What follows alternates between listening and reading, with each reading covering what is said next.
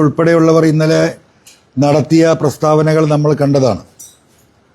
മന്ത്രിസഭ ചർച്ച ചെയ്യാൻ വേണ്ടി മാറ്റിവെച്ച വിഷയം മന്ത്രിസഭ അറിഞ്ഞില്ല, ഇടതുപക്ഷം അറിഞ്ഞിട്ടില്ല, CPM നേതൃത്വം സെക്രട്ടേറിയറ്റോ പോളിറ്റ് ബ്യൂറോ പോലും ചർച്ച ചെയ്യാതെ പിണറായിയുടെ ഒറ്റ ഉത്തരവിന് വിധേയമായിക്കൊണ്ട് കേരളത്തിലെ വിദ്യാഭ്യാസ മന്ത്രി ഈ പറയുന്ന PM ശ്രീയിൽ ഒപ്പിട്ടിരിക്കുകയാണ്.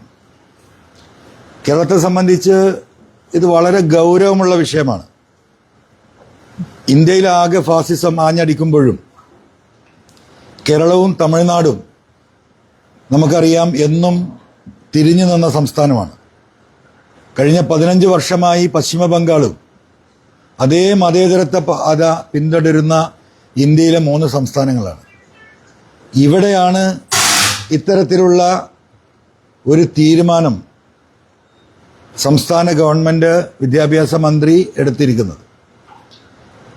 ഇന്നലെ പത്രക്കാർ നിങ്ങൾ ശ്രദ്ധിച്ചിട്ടുണ്ടാകും, വൈകുന്നേരം നടത്തിയ വിദ്യാഭ്യാസ മന്ത്രിയുടെ പത്രസമ്മേളനത്തിൽ പത്രപ്രവർത്തകരായ നിങ്ങൾ ചോദിച്ച ചില ചോദ്യങ്ങൾക്ക് ഉത്തരമായിട്ട് വിദ്യാഭ്യാസ മന്ത്രി തിരിച്ചു ചോദിച്ചത് നാഷണൽ എഡ്യൂക്കേഷൻ പോളിസിക്ക് എന്താണ് കുഴപ്പം? ഒരു പ്രാവശ്യമല്ല 3 പ്രാവശ്യം പുള്ളി തിരിച്ചു ചോദിച്ചപ്പോൾ മാധ്യമപ്രവർത്തകർ തിരിച്ചു പറയുന്നുണ്ട്, ഞങ്ങളല്ലല്ലോ കുഴപ്പമുണ്ട് എന്ന് പറഞ്ഞത്. നാഷണൽ എഡ്യൂക്കേഷൻ പോളിസി കുഴപ്പമുണ്ടെന്നും അത് രാജ്യത്തിൻ്റെ ചരിത്രം മാറ്റി എഴുതുന്നതാണെന്നും ഒരു കാരണവശാലും അത് നടപ്പിലാക്കാൻ പാടില്ല എന്ന് പറഞ്ഞതും അതിന് പ്രസിദ്ധീകരണങ്ങൾ നടത്തിയതും പത്രസമ്മേളനങ്ങൾ നടത്തിയതും ഇന്ത്യയിലാകെ പ്രചരണം നടത്തിയതും നിങ്ങൾ തന്നെയല്ലേ, നിങ്ങളുടെ പാർട്ടിയല്ലേ എന്ന് തിരിച്ച് മാധ്യമപ്രവർത്തകർ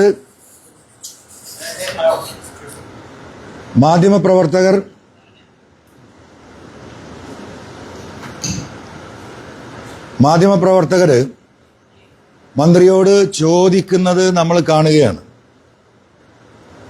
ഇതാണ് കേരളത്തിൻ്റെ സ്ഥിതിവിശേഷം. ഞാൻ 1 വർഷം മുമ്പ് ഈ ഗവൺമെന്റിനെതിരെ ഇടതുപക്ഷ പ്രസ്ഥാനത്തോട് ഒപ്പം നിന്ന് ആ ഗവൺമെന്റിന്റെ ജനപ്രതിനിധിയായി കേരളത്തിലെ നിയമസഭയിൽ നിന്ന് ഇറങ്ങി വരാനുണ്ടായ സാഹചര്യങ്ങൾ, അന്ന് ഞാൻ പറഞ്ഞ ഓരോ കാര്യങ്ങളും കേരളത്തിൽ വർഗീയവൽക്കരണം, ഫാസിസം, പോലീസിൻ്റെ അകത്തെ വിഭാഗീയത, അവിടെ നടക്കുന്ന വർഗീയവൽക്കരണം, മുഖ്യമന്ത്രിയുടെ ഓഫീസും കേന്ദ്ര BJP ഗവൺമെന്റും നേതൃത്വവുമായിട്ടുള്ള ബന്ധങ്ങൾ, ആ അധാർമിക ബന്ധങ്ങൾ, വരാനിരിക്കുന്ന ഇതിൻ്റെ പരിണിത ഫലങ്ങൾ, കേരളത്തിലെ പൊതുപ്രവർത്തകർക്കും സഖാക്കൾക്കുൾപ്പെടെ സർക്കാരിൽ നിന്ന്, പ്രത്യേകിച്ച് പോലീസിൽ നിന്ന് നീതി കിട്ടുന്നില്ല, ഇവിടെയൊക്കെ വലിയ രീതിയിലുള്ള വർഗീയവൽക്കരണം നടന്നുകൊണ്ടിരിക്കുന്നു എന്ന് അന്ന് പറഞ്ഞത് ഓരോന്നും ഇവിടെ അടിവരയിടുകയാണ്. അതുകൊണ്ട് തൃണമൂൽ കോൺഗ്രസിനെ സംബന്ധിച്ച് കേന്ദ്ര ഗവൺമെന്റുമായി ഇത്തരത്തിലുള്ള വിഷയങ്ങളിൽ നിങ്ങൾക്കറിയാം, ശ്രീമതി മമതാ ബാനർജി എടുത്തുവരുന്ന നിലപാട് ഇന്ന് വരെ ഇത്തരത്തിലുള്ള ഒരു കാര്യങ്ങൾക്കും കേന്ദ്രത്തിൻ്റെ മുമ്പിൽ മുട്ടുമടക്കാത്ത രാഷ്ട്രീയ നേതൃത്വമാണ് പശ്ചിമ ബംഗാളിൽ ഇന്നും പ്രവർത്തിച്ചു കൊണ്ടിരിക്കുന്നത്. തൊട്ടടുത്ത സംസ്ഥാനമായ തമിഴ്നാട് അവർ കോടതിയെ സമീപിച്ചിരിക്കുകയാണ്. കോടതിയെ സമീപിക്കാനും സമീപിച്ചതിൽ അനുകൂലമായ നിലപാട് നമ്മുടെ മുന്നിൽ തന്നെ, കേരളത്തിന് മുന്നിൽ തന്നെ 6 മാസം മുമ്പുണ്ട്. GSTയുമായി ബന്ധപ്പെട്ട വിഷയത്തിൽ നമ്മൾക്ക് കിട്ടാനുള്ള വിഹിതം കിട്ടാതെ ആയപ്പോൾ സുപ്രീം കോടതിയെ സമീപിക്കുകയും സുപ്രീം കോടതി അടിയന്തരമായി ഇടപെട്ടുകൊണ്ട് അന്ന് നൽകിയ ഉത്തരവ് നിങ്ങൾക്കറിയാം, 12,000 കോടി രൂപ അടിയന്തരമായി നൽകാൻ പറഞ്ഞതിൻ്റെ അടിസ്ഥാനത്തിൽ ആ പണം ലഭിച്ചൊരു ഗവൺമെൻറ്റാണ്. അനുഭവങ്ങളുണ്ട്. പക്ഷേ ഈ സാഹചര്യങ്ങൾ മുഴുവൻ ഇവിടെ ഉണ്ടായിട്ടും ഇതൊന്നും ഉപയോഗപ്പെടുത്താതെ ഡയറക്റ്റായി പോയിട്ട് 1,500 കോടി റുപ്യ കിട്ടും എന്ന കണക്കാണ് ഇന്നലെ വിദ്യാഭ്യാസ മന്ത്രിയും അവരുമായി ബന്ധപ്പെട്ടുകൊണ്ടിരിക്കുന്നത്. ഇതാരെ പറ്റിക്കാനാണ് എന്ന് കേരളത്തിലെ ജനങ്ങൾക്കറിയാം. നമ്മുടെ ഒരു വർഷത്തെ ബഡ്ജറ്റ് എന്ന് പറയുന്നത് കഴിഞ്ഞ വർഷം 1,96,000 കോടി രൂപയാണ് സംസ്ഥാന ഗവൺമെന്റിന്റെ ബഡ്ജറ്റ്. 1,96,000 കോടി രൂപ ഒരു ഗവൺമെന്റ് ഒരു വർഷത്തിൽ ഒരു സംസ്ഥാനത്തെ ചെലവഴിക്കാൻ ശേഷിയുള്ള സംസ്ഥാനമാണ് കേരളം. അപ്പൊ ഈ 1,96,000 കോടിയുടെ എത്ര ശതമാനമാണ് 1,500 കോടി? വെറും 0.6% ആണ്. ഒരു ബഡ്ജറ്റിന്റെ 1% പോലും വരാത്ത തുച്ഛമായ ഒരു സംഖ്യക്ക് കേരളത്തിലെ മതേതര സമൂഹത്തെ ഒറ്റയടിക്ക് തൂക്കി വിറ്റു പിണറായി ഗവൺമെന്റ് എന്ന് പറയുമ്പോൾ ഈ 1,500 കോടി നേടാനാണോ? അതല്ല, കേന്ദ്ര ഗവൺമെന്റുമായി കഴിഞ്ഞ കുറച്ച് കാലങ്ങളായി പിണറായി വ്യക്തിപരമായി ഉണ്ടാക്കിയിട്ടുള്ള അദ്ദേഹത്തിന്റെ വ്യക്തിബന്ധങ്ങൾ അതിൻ്റെ നിലനിൽപ്പിന് വേണ്ടിയിട്ടുള്ള പോരാട്ടത്തിന് ഭാഗമായിട്ടാണോ ഈ പറയുന്ന ഗവൺമെന്റ് മുന്നോട്ട് പോകുന്നത്? നമ്മൾ പരിശോധിക്കണം. ഇതിന്റെ തൊട്ട് മുമ്പാണ് മുഖ്യമന്ത്രി ഡൽഹിയിൽ പോകുന്നത്. ഡൽഹിയിൽ പോയിട്ട് മുഖ്യമന്ത്രി കണ്ടത് ആഭ്യന്തരമന്ത്രിയാണ്. എന്തിനാണ് ആഭ്യന്തരമന്ത്രിയെ കണ്ടത് എന്ന് ഇതുവരെ ബഹുമാനപ്പെട്ട മുഖ്യമന്ത്രി വ്യക്തമാക്കിയിട്ടില്ല. ഒരു സംസ്ഥാനത്തിന്റെ മുഖ്യമന്ത്രി കേന്ദ്രത്തിന്റെ ആഭ്യന്തരമന്ത്രിയെ പോയി കാണാറുള്ളത് നമുക്കറിയാം. എന്ത് സാഹചര്യത്തിലാണ്? സംസ്ഥാനത്തിന് നിയന്ത്രിക്കാൻ കഴിയാത്ത ലോ ആൻഡ് ഓർഡർ ഇഷ്യൂസ് ഒരു സംസ്ഥാനത്തുണ്ടാകുമ്പോൾ കേന്ദ്രത്തിന്റെ സഹായം തേടാനും കാര്യങ്ങൾ വിശദീകരിക്കാനും സംസ്ഥാന മുഖ്യമന്ത്രിമാർ ചില ഘട്ടത്തിലൊക്കെ കേന്ദ്ര ആഭ്യന്തരമന്ത്രിയെ കണ്ടിട്ടുണ്ട്. അങ്ങനത്തെ ഒരു സാഹചര്യം കേരളത്തിൽ ഉണ്ടായിട്ടില്ല. മാത്രമല്ല, അതിൽ പ്രത്യേകം നമ്മൾ നിരീക്ഷിക്കേണ്ട ഒരു കാര്യം, ഇത്തരത്തിൽ കേന്ദ്രമന്ത്രിമാരെ കാണാറുള്ളത് എവിടെയാണ്? ഓഫീസിലാണ്. ഓഫീസിൽ പോയിട്ടല്ല കണ്ടിരിക്കുന്നത്. ആഭ്യന്തരമന്ത്രിയുടെ വീട്ടിലെ സൽക്കാരം സ്വീകരിച്ചുകൊണ്ട് ആഭ്യന്തരമന്ത്രിയുടെ വീട്ടിലാണ് കേരളത്തിന്റെ മുഖ്യമന്ത്രി പോയിരിക്കുന്നത്.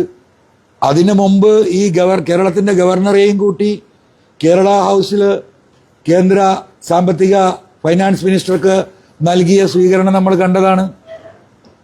അപ്പൊ ഞങ്ങൾ പറഞ്ഞു വരുന്ന, അല്ലെങ്കിൽ ഇന്ന് കേരളത്തിൽ സംഭവിച്ചുകൊണ്ടിരിക്കുന്നത് വ്യക്തമായും പച്ചയായും RSSുമായും BJPയുമായും ഈ പറയുന്ന പിണറായി ഗവൺമെന്റ് അല്ലെങ്കിൽ മുഖ്യമന്ത്രിയുടെ ഓഫീസ് കഴിഞ്ഞ 1-2 വർഷമായി നടത്തി വരുന്ന അവരുടെ എന്താ പറയാ അധാർമികമായ രാഷ്ട്രീയ ബന്ധം, അതിന് അടിവരയിടുന്നതാണ് അവസാനമായി ഈ PM ശ്രീയിൽ സംസ്ഥാന ഗവൺമെന്റ് ഒപ്പുവെച്ചത് എന്ന് കേരളം തിരിച്ചറിയുകയാണ്.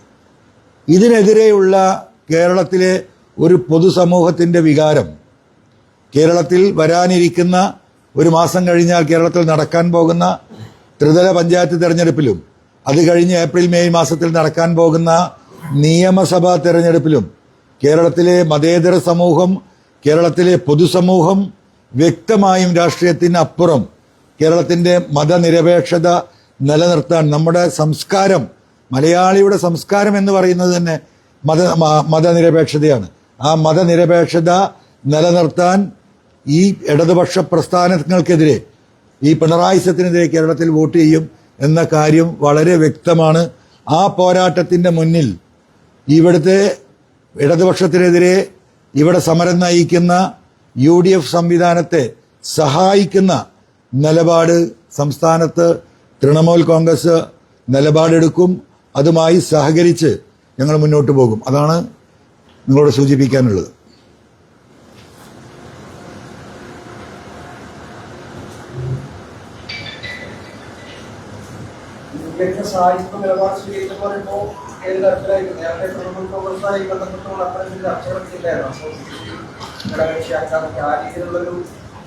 അല്ല, ആ ചർച്ചകൾ അതിന്റെ വഴിക്ക് നടക്കുന്നുണ്ട്. എന്തിനു വേണ്ടിയാണോ കേരളത്തിലെ MLA-ഷിപ്പ് രാജിവെച്ച് ഞാൻ പുറത്തിറങ്ങിയത്, അത് കേരളത്തിലെ പിണറായിസത്തിനെതിരെ ഇടതുപക്ഷ പ്രസ്ഥാനത്തെ ഒറ്റയടിക്ക് കൊണ്ടുപോയി ഈ പറയുന്ന BJPയുടെ ആലയിൽ കെട്ടുന്ന നിലപാടിലേക്ക് സഖാവ് പിണറായി മാറിയപ്പോഴാണ് ഞാൻ അതിനെതിരെ പ്രതിഷേധിക്കുകയും രാജിവെക്കുകയും പുറത്തു വരികയും ചെയ്തത്. ആ നിലപാടിൽ ഉറച്ചു നിന്നുകൊണ്ട് കേരളത്തിൽ ഈ ഗവൺമെന്റിനെ, പിണറായിസത്തെ താഴെ ഇറക്കാൻ സഹകരിക്കാൻ ആരൊക്കെയായി സഹകരിക്കാൻ പറ്റും അവരൊക്കെയായി സഹകരിച്ച് ഞങ്ങൾ മുന്നോട്ട് പോകും.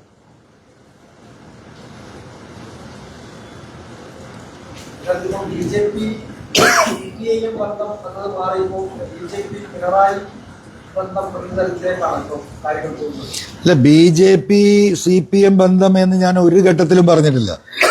ഞാൻ പറഞ്ഞത് അന്നത്തെ പത്രവാർത്തകൾ എടുത്തു നോക്കിയാൽ നിങ്ങൾക്ക് കാണാം, അന്നും ഞാൻ പറഞ്ഞത് പിണറായി BJP ബന്ധമാണ്. മുഖ്യമന്ത്രിയുടെ ഓഫീസും കേന്ദ്ര BJP നേതൃത്വവുമായുള്ള ബന്ധമാണ്. അതിന്റെ വ്യക്തമായ തെളിവുകളാണ്. ഇപ്പൊ നിങ്ങൾ നോക്കൂ, ഒരാൾ അറിഞ്ഞിട്ടില്ല, LDF കൺവീനർ അറിഞ്ഞിട്ടില്ല, പാർട്ടി നേതൃത്വം അറിഞ്ഞിട്ടില്ല, ഗോവിന്ദ മാഷ് അറിഞ്ഞിട്ടില്ല, ഇടതുപക്ഷ പ്രസ്ഥാനത്തിൽ ആരും അറിഞ്ഞിട്ടില്ല, അങ്ങനെ ഒരു ചർച്ച നടന്നിട്ടില്ല. പാർട്ടി CPM പോളിറ്റ് ബ്യൂറോ കൂടി 4 വർഷം മുമ്പ് എടുത്ത ശക്തമായ തീരുമാനമാണ്. ഒരു നിലക്കും ഇന്ത്യയിൽ എവിടെയും NEP നാഷണൽ എഡ്യൂക്കേഷൻ പോളിസി നടപ്പിലാക്കരുത്. അത് ഈ രാജ്യത്തിന്റെ അസ്തിത്വത്തെ തന്നെ ഇല്ലാതാക്കുന്ന ഒരു പുതുതലമുറയെ സൃഷ്ടിക്കുന്ന വിദ്യാഭ്യാസ രീതിയാണ് എന്ന് ആരാ പറഞ്ഞത്? കമ്മ്യൂണിസ്റ്റ് പാർട്ടിയാണ് പറഞ്ഞത്. ഞാൻ ഇന്നലെ റീപോസ്റ്റ് ചെയ്തിട്ടുണ്ട് മന്ത്രി മുഹമ്മദ് റിയാസിന്റെ ഫേസ്ബുക്ക് പോസ്റ്റ്. 2020 DYFIയുടെ അഖിലേന്ത്യാ പ്രസിഡന്റായി നിൽക്കുന്ന സമയത്ത് അദ്ദേഹം എഴുതിയ ഫേസ്ബുക്ക് 16 പോയിന്റുകളാണ് മുഹമ്മദ് റിയാസ് അന്ന് ഈ NEPയെ കുറിച്ച് എഴുതിയിട്ടുള്ളത്. നിങ്ങളതൊന്ന് വായിക്കണം. അതിൽ എന്ത് മാറ്റം ഉണ്ടായിട്ടുള്ളത്? അത് ഒന്നുകൂടെ ശക്തമാക്കിയിട്ടാണ് മുന്നോട്ട് പോകുന്നത്. അപ്പൊ എവിടെയാണ് ഈ മാറ്റം വന്നത്? ഈ ധൃതി പിടിച്ചുള്ള ഈ തീരുമാനത്തിന്റെ പിന്നിൽ എന്താണ്? അത് വ്യക്തമാക്കാൻ CPM ബാധ്യസ്ഥരാണ്. അത് തന്നെയാണ് കേരളം ചർച്ച ചെയ്യുന്നത്. കേരളത്തിൽ തന്നെ BJP നേതൃത്വം പോലും അന്തമിട്ടിരിക്കുകയാണ്.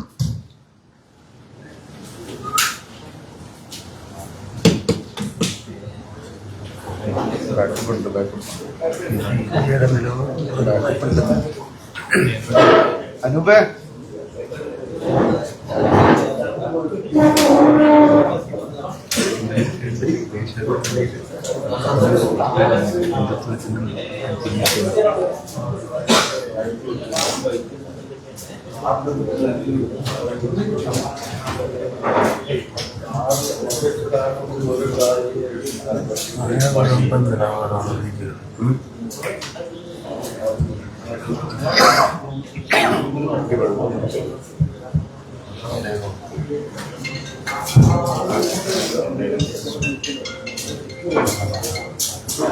ഓട്ടോമാറ്റിക് ബാക്കപ്പ് ഇല്ല എന്നുണ്ടല്ലേ?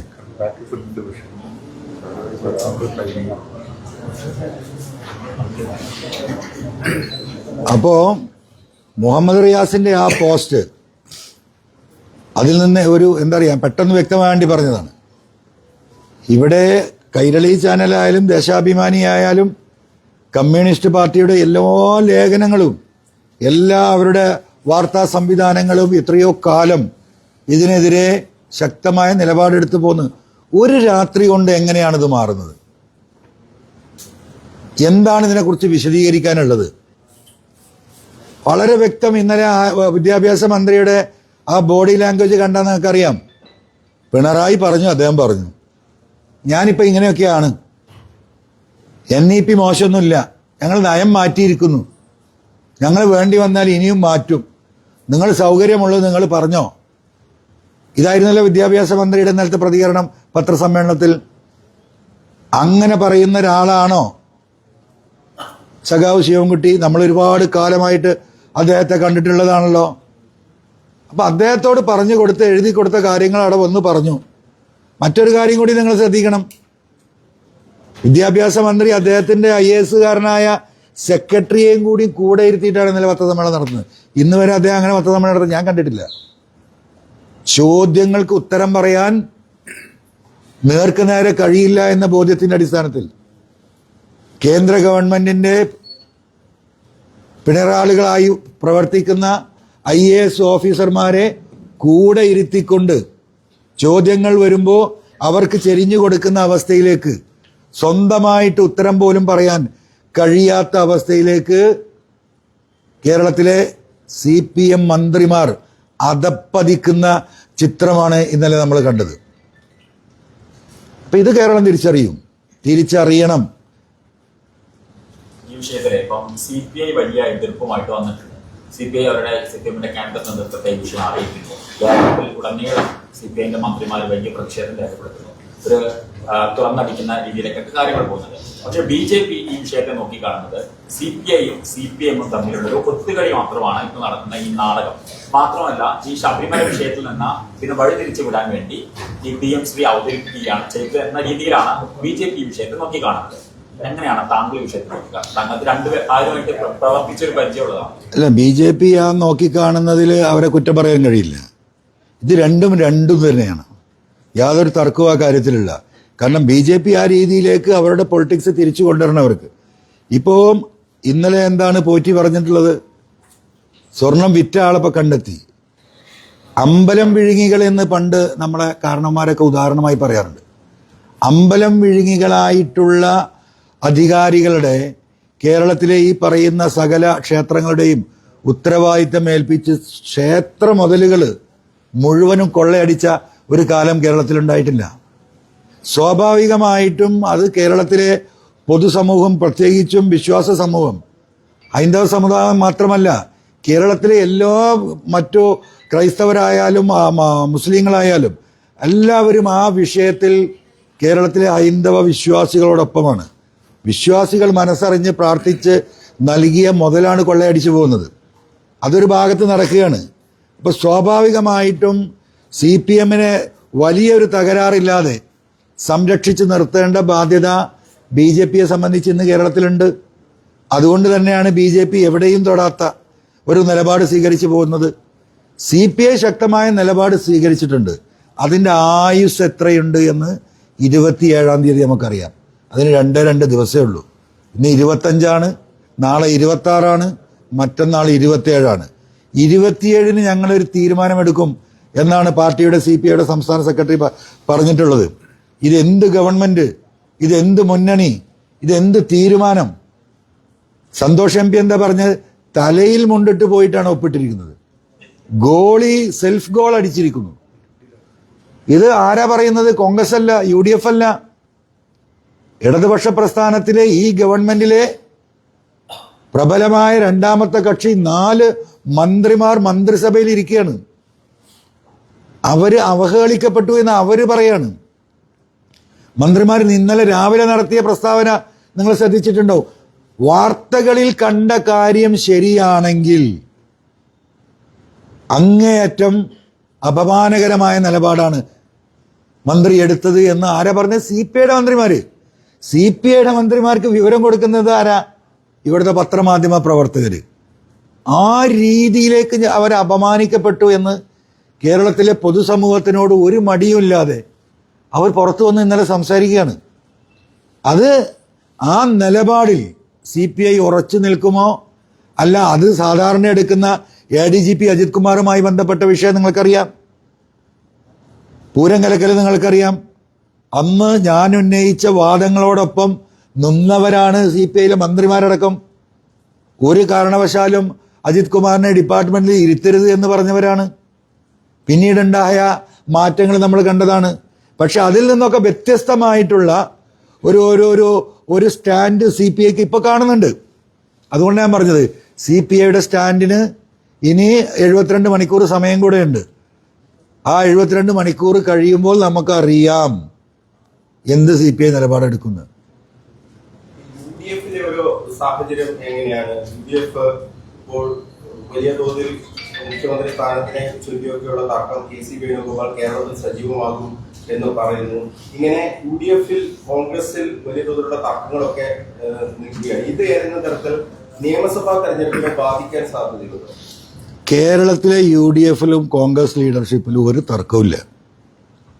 അത് തർക്കമുണ്ട് എന്ന് വരുത്തി തീർക്കാൻ ചില എന്താ പറയുക, സ്ഥാപിത താല്പര്യക്കാരുടെ താല്പര്യങ്ങൾ സംരക്ഷിക്കാൻ വേണ്ടിയിട്ടുള്ള ഒരു ചർച്ച ഇവിടെ ഇങ്ങനെ ഡെവലപ്പ് ചെയ്തുകൊണ്ടേയിരിക്കുകയാണ്. കോൺഗ്രസിൽ വലിയ വിഷയമാണ്. കോൺഗ്രസിൽ ഞാനാണ് മുഖ്യമന്ത്രി എന്ന് എവിടെയെങ്കിലും ഒരു ദുസ്സൂചനയെങ്കിലും ഈ പറയുന്ന നേതൃത്വത്തിന് ഒരു ഘട്ടത്തിലുണ്ടായിട്ടില്ല. വാർത്തകൾ ചമക്കപ്പെടുകയാണ്. നമുക്കറിയാം, കേരളത്തിൽ ഇന്ന് പ്രതിപക്ഷ നേതാവ് അദ്ദേഹം നടത്തിക്കൊണ്ടിരിക്കുന്ന കേരളത്തിലെ ഒട്ടാകെയുള്ള യാത്ര ചെയ്തുകൊണ്ട് ഈ ഗവൺമെന്റിനെതിരെ നടത്തുന്ന പോരാട്ടം, അത് ചില വിഷമങ്ങൾ ഗവൺമെന്റിന് നന്നായിട്ടുണ്ടാക്കുന്നുണ്ട്. അവിടെ എന്താണ് ചെയ്യുന്നത്? പ്രതിപക്ഷ നേതാവിനെ ഒറ്റപ്പെടുത്തി ആക്രമിക്കുന്ന രീതി അവലംബിക്കുന്നു CPM. അതിനെ പ്രോത്സാഹിപ്പിക്കുന്ന തരത്തിലുള്ള വാർത്തകൾ ഇവിടെ സൃഷ്ടിക്കപ്പെടുന്നു.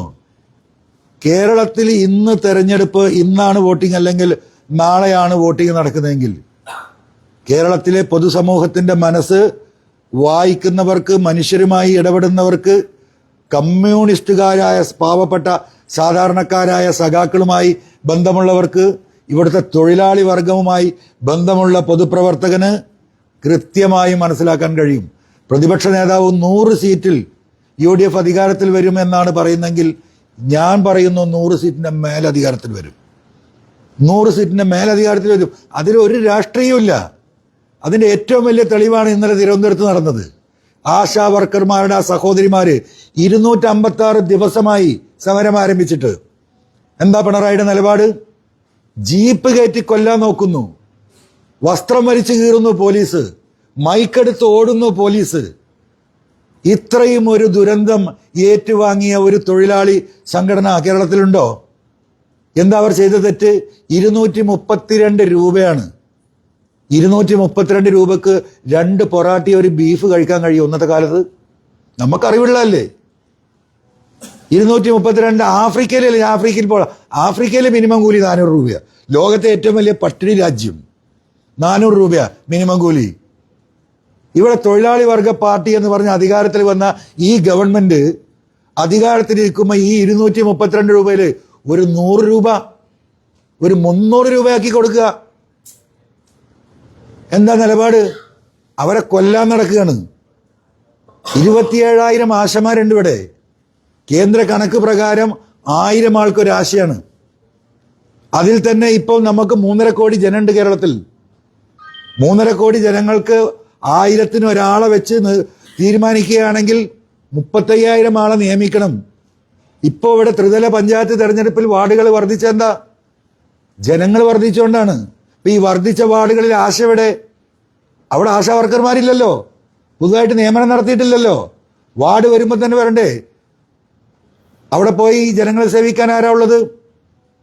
ആ പാവപ്പെട്ട സഹോദരിമാർ, അവർ കേരളത്തിൽ ഉയർത്തിയ വെല്ലുവിളി, കേരളത്തിന്റെ തൊഴിലാളി വർഗ പ്രസ്ഥാനത്തിന്റെയും തൊഴിലാളികളെ മാനുഷികമായി കാണുന്ന മനുഷ്യരുടെയും ഹൃദയത്തിന്റെ ഉള്ളിലാണ് ഇവർക്കെതിരെയുള്ള പ്രതികാരം വരാൻ പോകുന്നത്.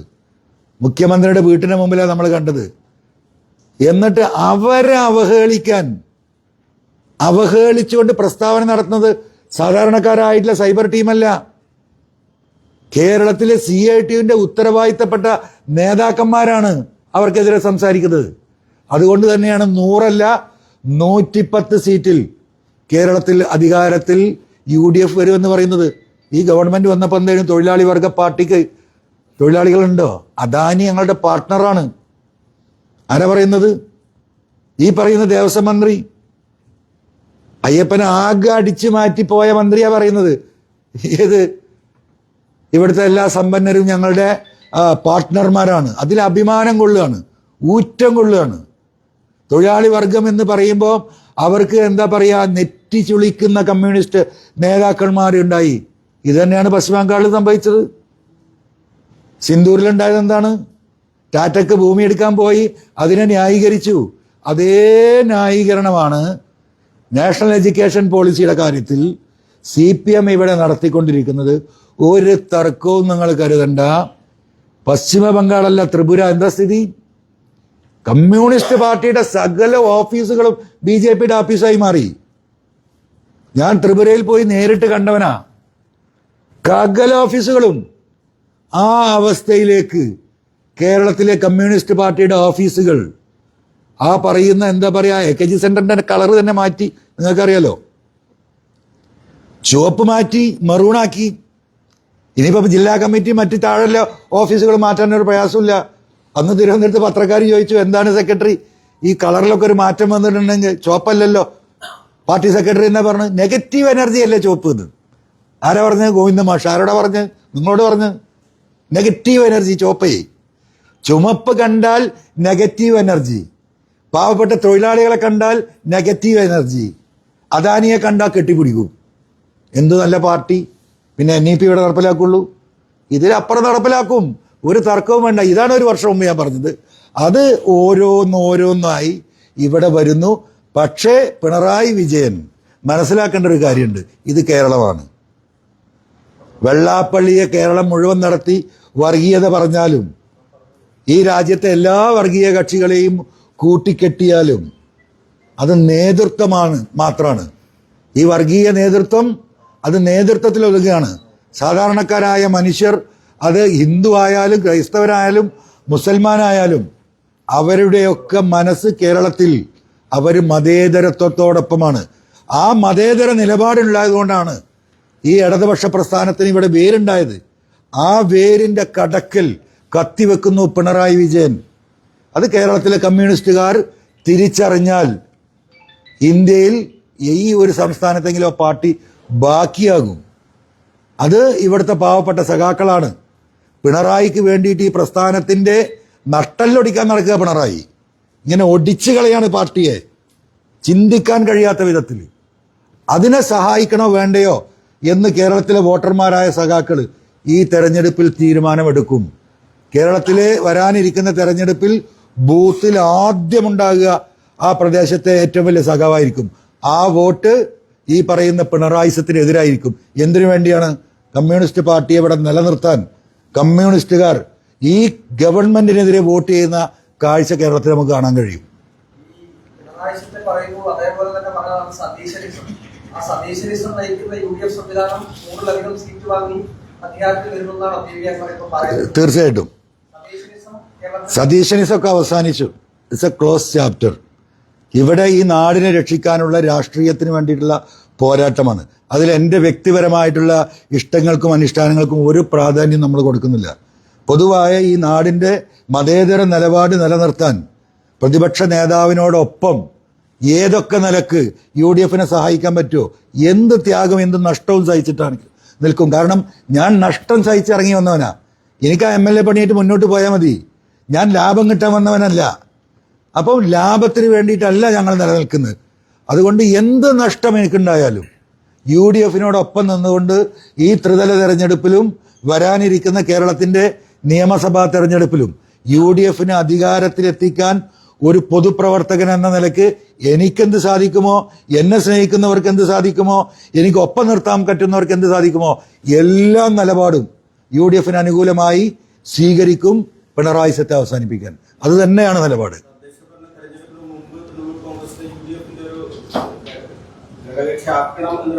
ഒരാവശ്യമില്ല. ഞാൻ ഇപ്പൊ പറഞ്ഞല്ലോ, ഒന്നും ആക്കിയില്ലെങ്കിൽ ഞങ്ങൾ UDFന്റെ കൂടെ നിൽക്കും. കാരണം പിണറായിസത്തെ അവസാനിപ്പിക്കാനാണ് നിയമസഭ വിട്ട് ഞാൻ ഇറങ്ങി വന്നത്.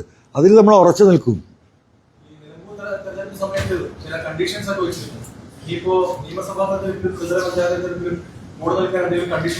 ഒരു കണ്ടീഷനില്ല. പറഞ്ഞല്ലോ, ആ സാഹചര്യമൊക്കെ മാറി. കേരളത്തിലെ നിയമസഭാ നിലമ്പൂർ തെരഞ്ഞെടുപ്പ് നടക്കുന്ന രാഷ്ട്രീയത്തിൻ്റെക്കാളും എത്രത്തോളം കേരളത്തിലെ രാഷ്ട്രീയം മലീമസമായി. എവിടത്തേക്കാണ് ഈ നാടിനെ കൊണ്ടുപോകുന്നത്? അവിടെ ഞങ്ങൾക്ക് സീറ്റ് വേണം, ഞങ്ങൾക്ക് വോട്ട് വേണമെന്ന് പറഞ്ഞിട്ടൊന്നും നിൽക്കാൻ ഞങ്ങളില്ല. ഞങ്ങൾ ഈ മലീമസമായിക്കൊണ്ടിരിക്കുന്ന ഈ സംസ്ഥാനത്തെ ഈ വർഗീയ കോമരങ്ങൾക്ക് അടിയറ വെക്കുന്ന ഈ പിണറായിസത്തെ തടയാൻ അണ്ണാരക്കണ്ണനും തന്നാൽ എന്താവും എന്ന് പറയുന്നത് പോലെ എന്താണോ ഞങ്ങൾക്ക് ചെയ്യാൻ പറ്റുന്ന സംഭാവന, ആ സംഭാവന UDFന് ചെയ്തു കൊടുക്കുക എന്ന ധാർമ്മിക ഉത്തരവാദിത്തം ഏറ്റെടുത്ത് മുന്നോട്ട് പോകാനാണ് ഞങ്ങൾ പാർട്ടി ആലോചിച്ച് തീരുമാനിച്ചിട്ടുള്ളത്.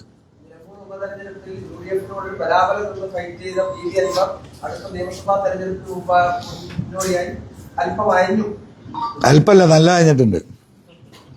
അല്പല്ല, നന്നായി അറിഞ്ഞിട്ടുണ്ട്. ഇങ്ങനെ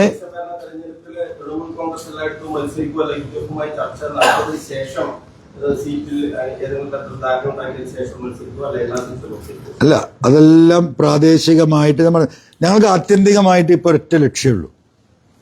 അത് ഈ മിനിയാന്നത്തെ CPMന്റെ NEPയുടെ സിഗ്നേച്ചറോട് കൂടിയിട്ട് ഞങ്ങളെ സംബന്ധിച്ചൊന്നും ആലോചിക്കാനില്ല. ഞങ്ങൾ ഇറങ്ങിയ പോരാട്ടം ഫാസിസത്തിനെതിരെയാണ്. ആ ഫാസിസത്തെ എങ്ങനെയൊക്കെ കേരളത്തിലേക്ക് കൊണ്ടുവരാൻ കഴിയും? പിണറായി ചെയ്യുന്നത് എന്തുകൊണ്ടാണ്? അദ്ദേഹത്തിന് തടി രക്ഷപ്പെടാനാണ്. പിണറായിക്ക് അദ്ദേഹത്തെ കുടുംബത്തെ രക്ഷിക്കണം. കേരളത്തിലെ മുഴുവൻ കമ്മ്യൂണിസ്റ്റുകാരെ ഇല്ലായ്മ ചെയ്താലും എന്നെയും എൻ്റെ കുടുംബത്തെയും രക്ഷിക്കൂ, നിങ്ങൾ പറയുന്നത് എന്തും ഞാൻ ചെയ്യാമെന്ന് പറഞ്ഞിട്ടൊരു മുഖ്യമന്ത്രി ഇരിക്കുക. നിങ്ങളൊന്ന് ആലോചിച്ച് നോക്കൂ. ഇന്ത്യയിൽ BJPക്ക് ഒരു MLA പോലും ഇല്ലാത്ത സംസ്ഥാനത്ത് BJPയുടെ ഒരു മുഖ്യമന്ത്രി. എന്തൊരു അത്ഭുതമാണ്, എന്തൊരു അത്ഭുതം. ഒരു MLA ഇല്ലാത്തൊരു സംസ്ഥാനത്ത് ഇന്ത്യയിലെ ഇതര BJP മുഖ്യമന്ത്രിമാർക്ക് എങ്ങനെ BJPയെ സഹായിക്കാനുള്ള നിലപാട്, കേന്ദ്ര ഗവൺമെന്റിനെതിരെ സഹായിക്കാനുള്ള നിലപാടെടുക്കുന്ന മുഖ്യമന്ത്രിമാരോടൊപ്പം ഒരു MLA പോലും ഇല്ലാത്ത ഒരു കമ്മ്യൂണിസ്റ്റ് മുഖ്യമന്ത്രി നിൽക്കുകയാണ്. അവിടത്തേക്ക് എത്തി കേരളം. അദ്ദേഹത്തിന്റെ സ്വയം രക്ഷയ്ക്കപ്പുറം ഈ കണ്ണൂരിൽ ഈ പറഞ്ഞുകൊണ്ട്, നിങ്ങൾ കണ്ണൂരിലെ പത്രപ്രവർത്തകനാണല്ലോ, 600ഓളം സഖാക്കൾ രക്തസാക്ഷിത്വം കേരളത്തിൽ വഹിച്ചിട്ടുണ്ട് കമ്മ്യൂണിസ്റ്റ് പാർട്ടിയിൽ. ധീര രക്തസാക്ഷികളായ 600ഓളം സഖാക്കളുണ്ട്. അതിലെ മഹാഭൂരിപക്ഷവും ഈ കണ്ണൂരിന്റെ മണ്ണില. ആ കുടുംബങ്ങൾ ഇവിടെ ഉണ്ട്. കണ്ണൂരിന്റെ മണ്ണിൽ രക്തസാക്ഷികളായ സഖാക്കളുടെ കുടുംബങ്ങൾ ഇവിടെ ഉണ്ട്. അവരൊക്കെ പോരാടിയത് ഈ ഫാസിസത്തിനെതിരെയാ, ഈ വർഗീയതക്കെതിരെയാ, ഈ BJPക്കെതിരെയാ, ഈ RSSനെതിരെയാണ്. ആ കുടുംബങ്ങൾ ഇത് കണ്ടുകൊണ്ടിരിക്കുകയാണ് ഇവിടെ. അവരിത് താങ്ങും എന്ന് പത്രക്കാരായ നിങ്ങൾക്കിത് തോന്നുന്നുണ്ടോ? ചെറിയ ബന്ധമൊക്കെ എനിക്കുണ്ടല്ലോ ഇവരൊക്കെ ആയിട്ട്. ഒരു 5-8-10 വർഷം അവരോട് കൂടെ നടന്നവരാണല്ലോ. അവര് പറയുന്ന വികാരം ഇതൊക്കെ ഇവിടെ പ്രതിഫലിക്കാൻ പോവുകയാണ്. ഈ പ്രസ്ഥാനത്തെ ഒന്നടങ്കം കൊണ്ടുപോയിട്ട് BJPയുടെ അടുപ്പിൽ കെട്ടിക്കഴിഞ്ഞു പിണറായി. അതിനെ രക്ഷപ്പെടുത്തി എടുക്കണോ വേണ്ടയോ? ഈ കമ്മ്യൂണിസ്റ്റ് പ്രസ്ഥാനം ഇവിടെ നിലനിൽക്കണോ അല്ല ത്രിപുരയും പശ്ചിമ ബംഗാളും ആകണോ എന്ന് തീരുമാനിക്കാൻ സഖാക്കൾക്ക് കിട്ടുന്ന അവസരമാണ് ഈ വരുന്ന ത്രിതല തെരഞ്ഞെടുപ്പും നിയമസഭാ തെരഞ്ഞെടുപ്പും. അത് വളരെ ബുദ്ധിപൂർവം ആലോചിച്ച് തൊഴിലാളി വർഗ പ്രസ്ഥാനങ്ങൾ വ്യക്തിപരമായി അവരുടെ മനസാക്ഷിക്ക് ഒപ്പം നിന്നുകൊണ്ട് ഈ പാർട്ടിയെ തകർക്കാനുള്ള ഈ പിണറായിസത്തെ കമ്മ്യൂണിസ്റ്റുകാർ തകർത്ത് കളയുമെന്നാണ് ഞാൻ വിശ്വസിക്കുന്നത്. അതാണ് നിലമ്പൂരിൽ നിങ്ങൾ കണ്ടത്. 20,000 വോട്ട് എവിടുന്നാണ് കിട്ടിയത്? അപ്പോഴും ഉണ്ട് CPM UDFന്റെ വോട്ട്. മുമ്പത്തെ തെരഞ്ഞെടുപ്പിലെ അതേ വോട്ട് UDFന്റെ സ്ഥാനാർത്ഥിക്ക് നിലമ്പൂരിലുണ്ട്. 80,000 വോട്ടിൽ നിന്ന് LDFന്റെ സ്ഥാനാർത്ഥി 60,000 പോയതാരാ? പച്ച സഖാക്കൾ എനിക്ക് ചെയ്ത വോട്ടാ. അത് കേരളത്തിൽ ഒട്ടാകുണ്ട്. അത് എന്നോടുള്ള സ്നേഹം കൊണ്ട് ചെയ്ത് മാത്രമല്ല, വ്യക്തിപരമായി അതിൽ എന്താ 10-20% വോട്ടുണ്ടാകുമായിരിക്കാം ആ 20,000.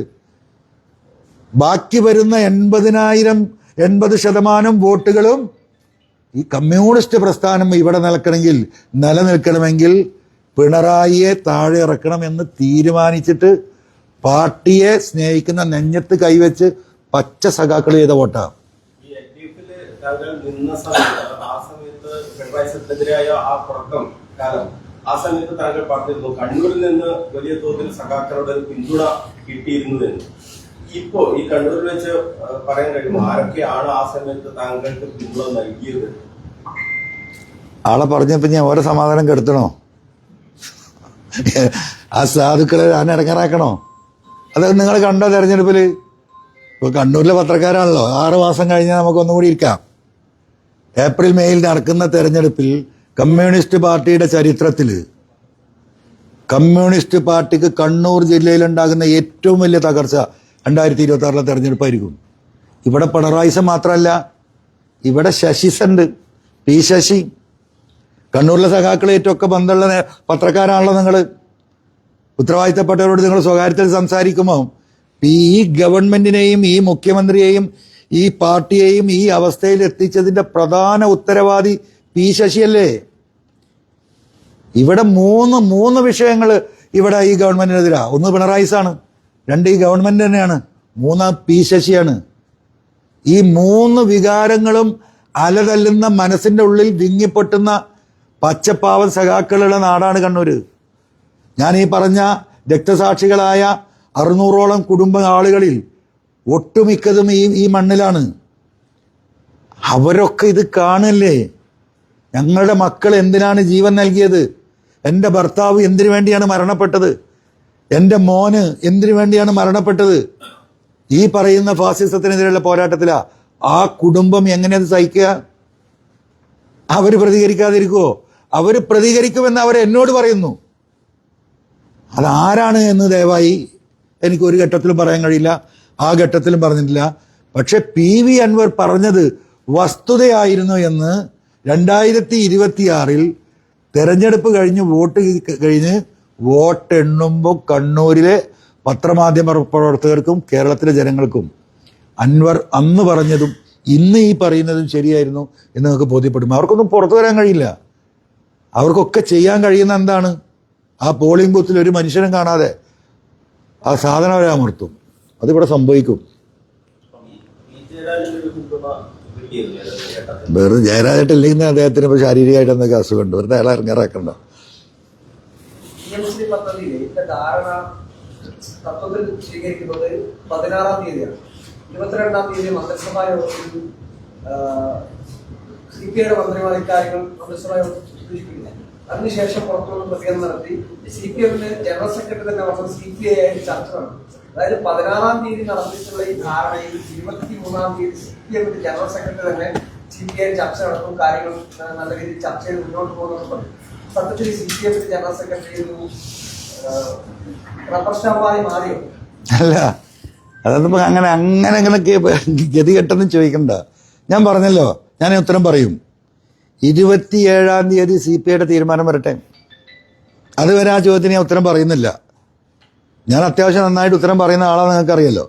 എന്തുകൊണ്ടെന്നാൽ എൻ്റെ ഒരു സംസാരം കൊണ്ട് ഒരു അനാവശ്യമായിട്ടുള്ളൊരു ചർച്ച ഈ ഒരു ഘട്ടത്തിൽ കടന്നു വരണ്ടെന്നുള്ള ഉദ്ദേശം കൊണ്ട് തന്നെയാണ്. ആരാണ് റബ്ബർ സ്റ്റാമ്പ്, ആരാണ് ഇരുമ്പൊലക്ക എന്നൊക്കെ നമുക്ക് 27-ാം തീയതി അറിയാം. അതിനുശേഷം നമ്മൾ പറയാൻ തന്നെ മറുപടി. ഈ ഫുട്ബോളിനെ ഏറ്റവും കൂടുതൽ സ്നേഹിക്കുന്ന നാട്ടിൽ നിന്നാണ് താങ്കൾ വരുന്നത്.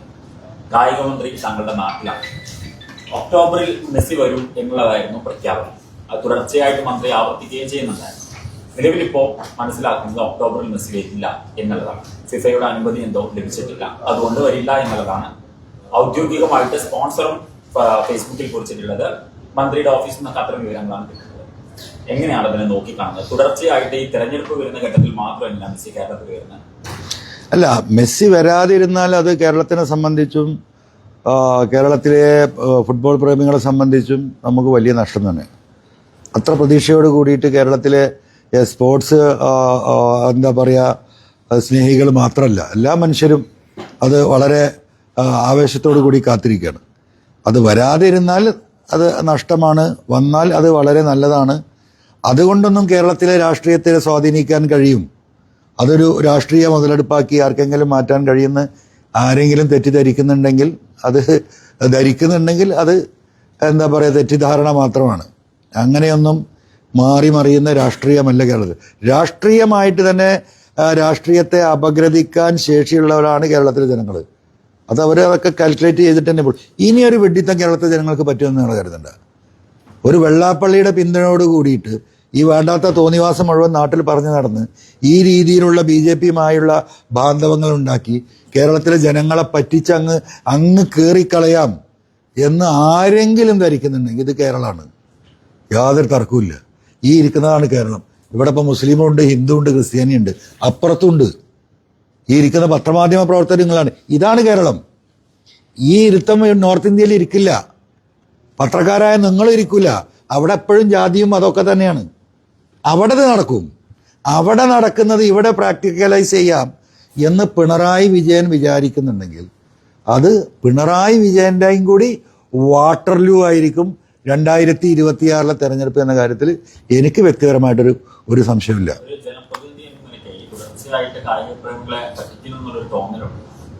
ഞാൻ ആ വിഷയം കൂടുതൽ ശ്രദ്ധിച്ചിട്ടില്ല. സത്യം പറയല്ലോ, മെസ്സി വരുന്നുണ്ട്, നല്ല കാര്യം എന്നതിനപ്പുറം അല്ല. കായിക മന്ത്രിക്ക് പിന്നെ വിളിക്കാൻ പേടിയാ. എൻ്റെ ഫോണൊക്കെ ടാപ്പിങ്ങിലാണല്ലോ. അപ്പം ഇനി പണ്ടുണ്ടായ സൗഹൃദം കൂടി ഇല്ല. സത്യം പറയണമെങ്കിൽ എല്ലാ കാര്യം പറയാമല്ലോ. അപ്പോൾ പുള്ളിക്ക് എന്തെങ്കിലും എന്താ പറയുക സൗഹൃദമൊക്കെ പങ്കിടണമെങ്കിൽ വേറെ ആരെയും വിളിച്ചിട്ട് എനിക്ക് ഫോൺ തരില്ല. അതുകൊണ്ട് ഫ്രീക്വൻ്റ് ആയിട്ട് ഞാൻ വിളിച്ചിട്ട് അത് കാരണം എന്തിനാ നമ്മൾ ആവശ്യമില്ല. അപ്പോൾ നിങ്ങൾ ഇവിടുത്തെ കണ്ണൂരിലെ പേര് വെച്ച പോലെ നമ്മളോ ഇതിനെ ഇറങ്ങി തിരിച്ചു. അപ്പം ഇനിയിപ്പോൾ നമ്മളോട് സ്നേഹവും ഇഷ്ടമില്ലല്ലോ കൊടുക്കുന്നത് ഈ കൊടുക്കണ്ടല്ലോ.